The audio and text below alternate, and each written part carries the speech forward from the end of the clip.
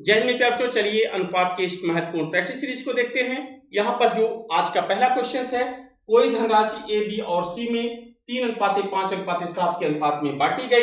यदि बी का भाग 1500 रुपया हो तो ए और सी के भागों में अंतर ज्ञात कीजिए। सबसे मजे की बात है मेरे बच्चों, यहाँ पर सबसे पहले देखिए जो धनराशि है वो किसके बीच में बांटी गई, ए, बी और सी के बीच में, और किस अनुपात में बांटी गई है, 3:5:7 के अनुपात में। इसका मीन्स है ए को कितना मिलेगा, 3 भाग, बी को उसमें से कितना मिलेगा, 5 भाग, सी को कितना हिस्सा मिलेगा, 7 भाग। और यहां पर ध्यान दीजिएगा, इसमें बी का हिस्सेदारी दिया है, कितना दिया है, 1500 रुपया, और बी की हिस्सेदारी कितनी है, 5 भाग। इसका मीन्स है कि 5 भाग बराबर कितना हो जाएगा, तो भैया आपका हो जाएगा 1500।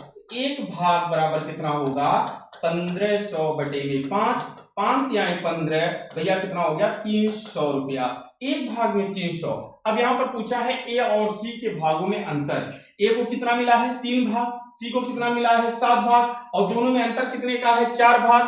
तो भैया दोनों का अंतर जो है 4 भाग, और एक भाग में 300 रुपया, तो 300 गुने 4 कर देंगे तो आपका आ जाएगा 1200 रुपया। तो भैया यहाँ पर आपका ऑप्शन कौन सा सही है, तो यहाँ पर आपका ऑप्शन सी जो है बिल्कुल करेक्ट ऑप्शन है। तो चलिए देखते हैं अगले क्वेश्चन को। नेक्स्ट क्वेश्चन हमारा क्या कह रहा है, इसको भी हम लोग समझने का प्रयास करते हैं। Question number 2।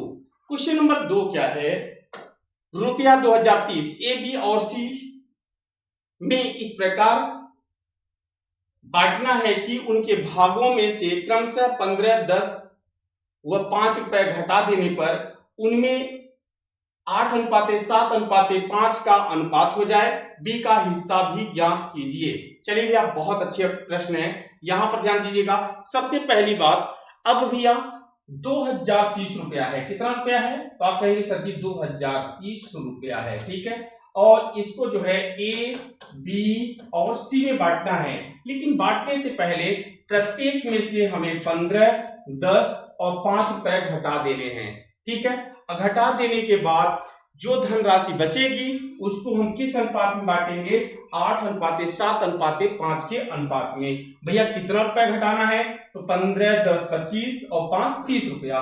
तो जब इसमें से आप 30 रुपए घटा देंगे तो आपके पास धन कितना बचेगा, तो आप कहेंगे सर जी केवल हमारे पास बचेगा 2000 रुपए। और 2000 रुपए को ए, बी और सी के बीच में किस अनुपात में बांटेंगे, 8:7:5 के अनुपात में, जिसमें ए की हिस्सेदारी 8 भाग, बी की है 7 भाग, सी की है 5 भाग। अब भैया 8, 7, 15, 5, 20 भाग। पूरे धन को हम 20 बराबर भागों में बांटेंगे। अब भैया यहाँ पर पूरा धन कितना है, 2000। अब भैया 2000 बराबर 20 भाग, या 20 भाग बराबर 2000 रुपए के। अब 2000 में हम क्या करेंगे, 20 से भाग देंगे, तो भैया एक भाग में कितना आ गया, 100 रुपया।